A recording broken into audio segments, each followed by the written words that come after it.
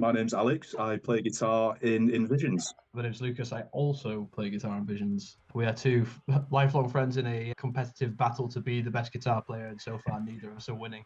We're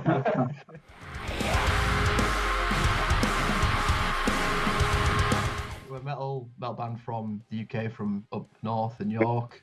Myself and Alex have known each other for it's over a decade. We've been playing guitar together for over a decade at this point, Yeah, which it's, is pretty it's wild. got to be about 15 years by this point, surely, at least. Yeah. So we've been playing together in bands for 15 years. We started in Visions kind of like after everything else had fizzled off, and we'd all kind of like moved out of the performing world for a while and kind of tried to do the normal guy, get a job and pretend you're happy with living a normal lie. And then Vision started, and since then we've been very, very lucky, and had some great opportunities to play some of our favorite festivals and play with some of our favorite bands. And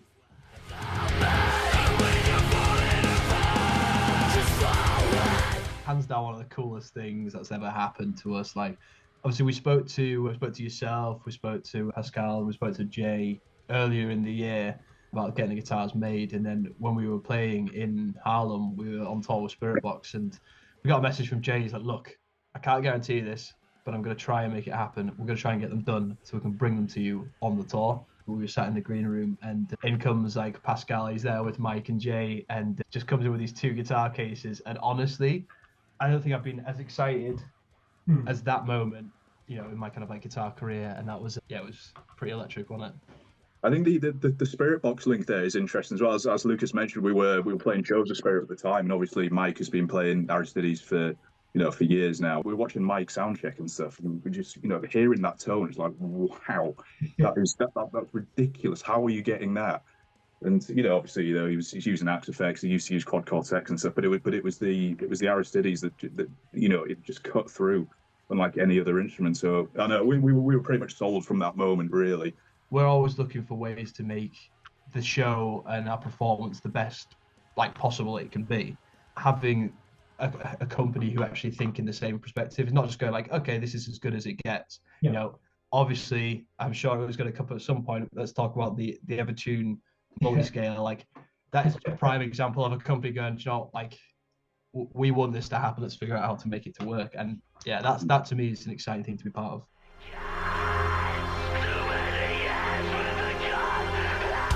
We've always played six strings. We're not brave enough to move to seven, or God forbid, eight. The Evertune is an obvious one. It's when I got my first Evertune, I was first thing I thought of when I first played a chord. This is how a guitar is supposed to be. It's completely in tune. It's intonated perfectly all the time. It's just amazing.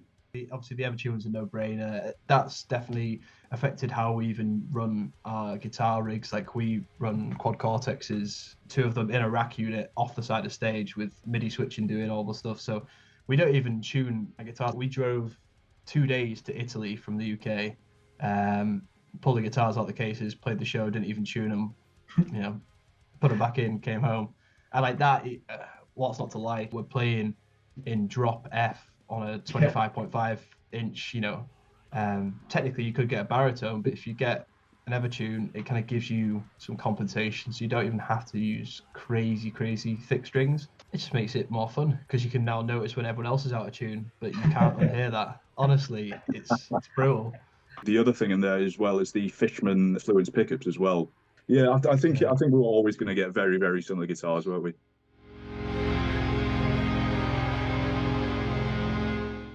I tell you, the first thing that springs to mind was that when Lucas mentioned we got them at that show in Haarlem in the Netherlands, and we then about a few hours later, after the giddiness had worn off a little bit, and we stopped jamming them all, it was time for sound check. So we got up, played a bit of guitar, and our sound engineer was like, "I've taken all of the corrective EQ off the guitars. They sound perfect." And that was the first, like, wow, I can't wait to get this home in front of my computer and just mess around with tones. And yeah, it was very, very cool. Particularly with like low registers of low guitars, it's really difficult for it to not kind of sound woofy and a bit just like dirty. And I feel like having these guitars, they are so well balanced across the frequency spectrum that it doesn't do that. It sits how you would like it to. So the amount of, like, say, corrective EQ you have to do, I anticipate getting a guitar and kind of being like, oh, maybe this is gonna feel weird or like sound strange. running ears as well with like, you know, an EQ from our mixer and stuff. And honestly, it was just an improvement. It was one of those weird situations where you plug it in and everything was just correct and right and better. Yeah. Yeah, in terms of feel as well, I don't think it's the necks, mate. It's the neck. Particularly with like the raws, I guess. Obviously, I think something that we didn't really kind of know until went to the factory to kind of play is you do have this little grain in the raw bodies, and I really love that. Like, it does feel. It feels kind of almost like it's not a wood thing, but because it's got that grain, you can kind of feel that it's been made. And in the necks, because the necks are, you know, matte, and they don't really absorb grease from your hands and stuff.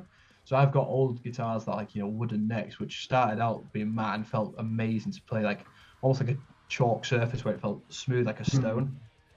And now they're just like slippery and horrible. Whereas, you know, the Aristides, like, it still feels like playing like on a stone neck or something. It's just, it's crazy. They're inspirational to play. Like, you pick it up and it inspires you. It inspires you to write a riff. Like, you can't just pick up one of these guitars and, you know, plan to sit there for 5 minutes. It's going to be half an hour at the very least. There's some sort of addictive quality about it. And it's like, honestly, for me personally, it's inspired me to start practicing guitar again properly instead of, you know, just, you know, trying to write riffs and do metal stuff. I'm doing lessons online. I want to be a better guitar player because I can't stop playing guitar now. So it's, you know, there's more benefits than just the specs and what it looks like. It's how it, you know, how you relate to the instrument, how it makes you feel, and it's unbelievable.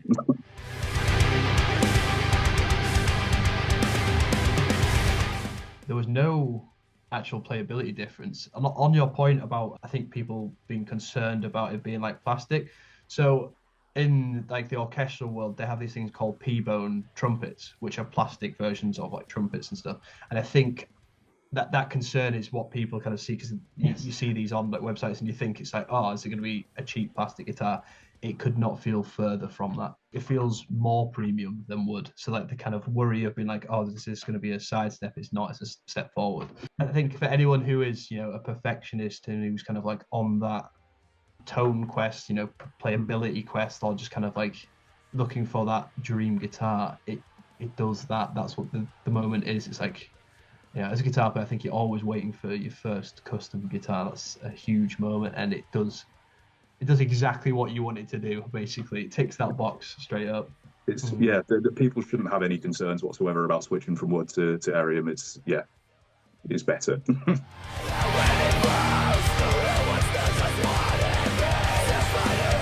It is going in a slightly different direction, but I mean, it's still metalcore. It's, you know, those elements are still there. I mean, we started this band saying, you know, what are our favorite bands? It's Killswitch Engage, it's Trivium, it's Bullet for My Valentine.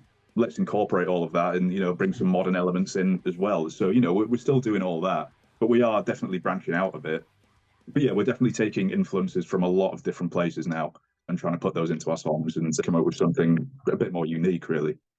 Yeah, pull us into the 21st century a little bit more. And I think, you know, we've always kind of, like Al said, we're very traditional. We come from a very traditional metal background, you know, like Trivium and Killswitch and Bullet. And I think there's a lot of really, really exciting stuff within modern metal now. I mean, there's a lot of not exciting stuff within modern metal, but there's some stuff that like really shines. So I think, you know, having done 3 records where we kind of like, we've done the traditional songwriting that we've done for years, and that like we've refined that this time round, it's kind of like flipping it on its head and kind of been like, if this is what we'd normally do first, we won't do that, we'll do something completely different. And I think that's opening doors to songs that we wouldn't have written if we didn't kind of take these new approaches, and the guitars being one of those. You know, I think I've definitely had situations where I've sat down with my guitar and written a riff and been like, that's a riff I would have written on my old guitar. Like, you know, this guitar deserves better.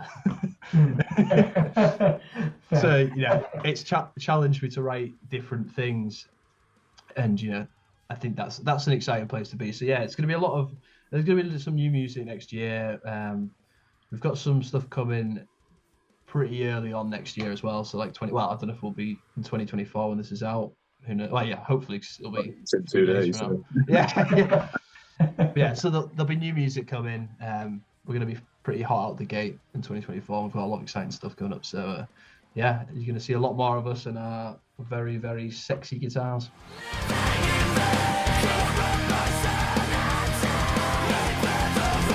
The title track from the last record, Deadlock. Okay. Yeah. Classic metalcore riffage, isn't it?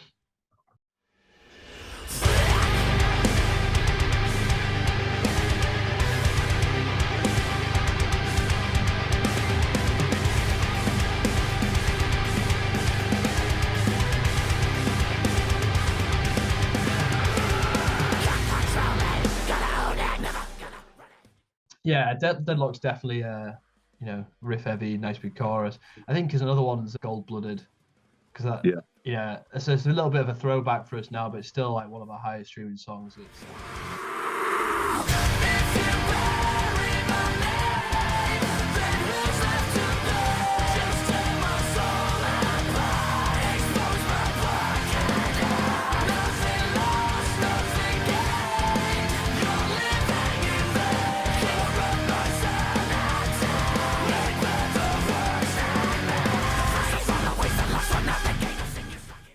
we started playing Fall With Me at the beginning of this year, was it? Yeah. And that's now like probably my favorite moment in the set, because it's got this like this dual guitar, just like pure musical like epiphany moment. And it's quite nice. Like I think that for me, if you're a guitar, well, I mean, you're watching this, you're into guitars. If you want to hear some good guitars, go listen to particularly the end section of Fall With Me. That's just a good time.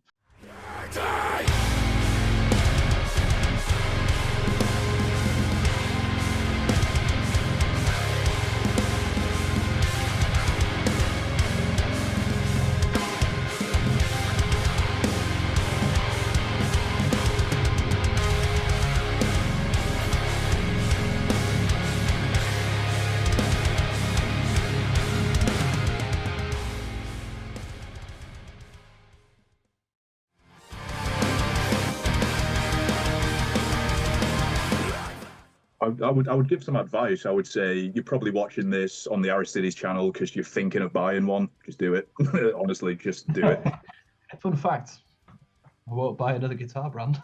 That's something.